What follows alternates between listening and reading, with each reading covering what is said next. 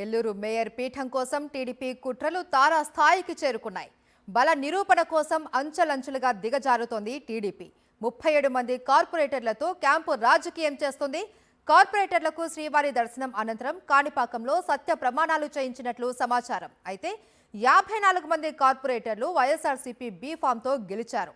మొన్న 5గురు టీడీపీ కార్పొరేటర్లు వైఎస్ జగన్ సమక్షంలో వైఎస్ఆర్సీపీలో చేరగా వారిని కూడా టీడీపీ బెదిరిస్తుంది.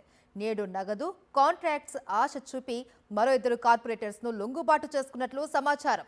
ఈ మొత్తం వ్యవహారంలో మంత్రి నారాయణ, ఎమ్మెల్యే కోటంరెడ్డి శ్రీధర్ రెడ్డి కీలకంగా వ్యవహరిస్తున్నారు.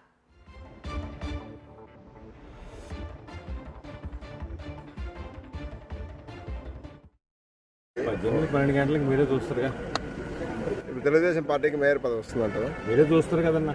మొత్తం ఎంతమంది మీకు మద్దతు ఉండాలి? ఎంతమంది మీకు మద్దతు ఉండాలి?